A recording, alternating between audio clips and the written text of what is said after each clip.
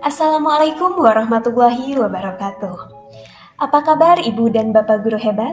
Perkenalkan, nama saya Nur Laila, guru SD Negeri Wargaluyu, Kecamatan Ganeas, Kabupaten Sumedang. Dalam aksi nyata kali ini, saya ingin berbagi pengalaman selama mengikuti pelatihan mandiri di platform Merdeka Mengajar mengenai pemahaman tentang Merdeka Belajar. Topik pertama yang saya ikuti yaitu pemahaman gagasan dan prinsip pendidikan berdasarkan pandangan Ki Hajar Dewantara, pemahaman untuk memfasilitasi murid agar tumbuh sesuai dengan kodratnya serta penerapan pembelajaran yang memerdekakan murid. Ada 5 modul pelatihan Merdeka Belajar, yaitu yang pertama mengenali dan memahami diri sebagai pendidik, yang kedua mendidik dan mengajar, yang ketiga mendampingi murid dengan utuh dan menyeluruh, yang keempat mendidik dan melatih kecerdasan budi pekerti, serta yang kelima pendidikan yang mengantarkan keselamatan dan kebahagiaan. Ibu dan Bapak guru hebat, mari kita awali dengan modul yang pertama, yaitu mengenali dan memahami diri sebagai pendidik. Di sini kita diminta untuk merefleksikan diri dan peran sebagai pendidik, serta memproyeksikan diri menjadi guru seperti apa kita di masa depan kelak. Proses ini mengajarkan kita 3 hal, yaitu yang pertama, mengenali diri dan seperti apa peran saya. Mari kita lihat pendapat Ki Hajar Dewantara bahwa manusia merdeka adalah manusia yang bersandar pada kekuatannya sendiri, baik lahir maupun batin, tidak tergantung pada orang lain. Untuk mengenali karakter murid dan kebutuhannya, kita harus lebih dulu mengenali dan memahami kekuatan dan kelemahan kita sebagai pendidik.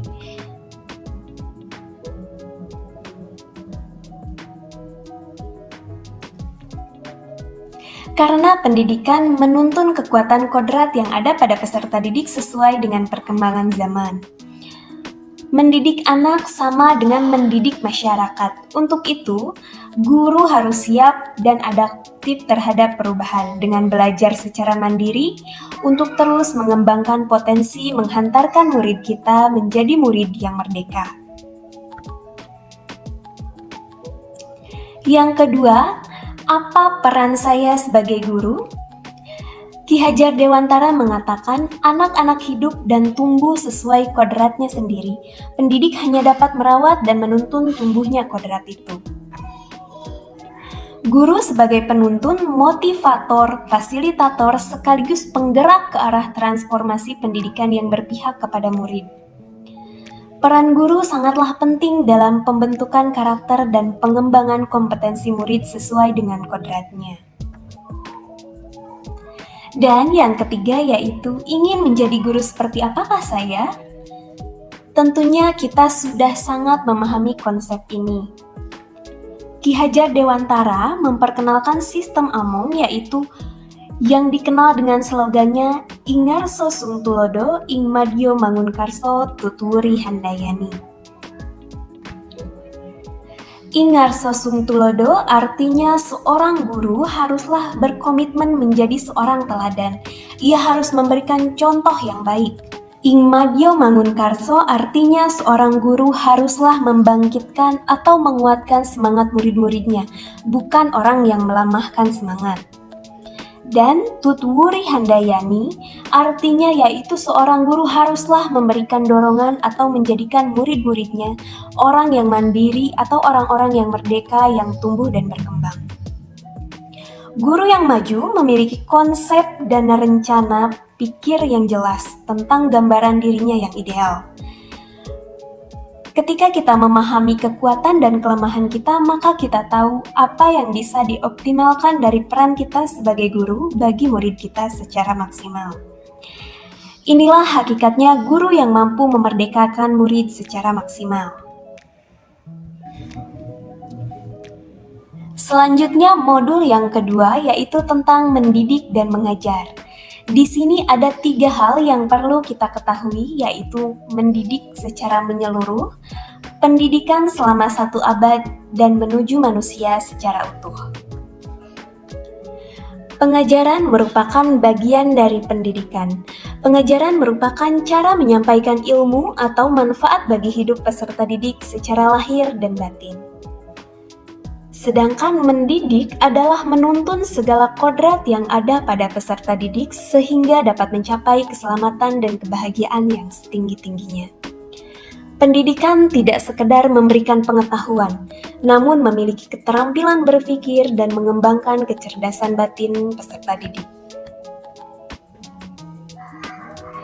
Ibu dan Bapak guru hebat, pembahasan modul yang ketiga yaitu mendampingi murid dengan utuh dan menyeluruh. Ada dua hal yang akan kita pelajari, yaitu kodrat murid dan asas trikon. Mari kita pelajari satu persatu.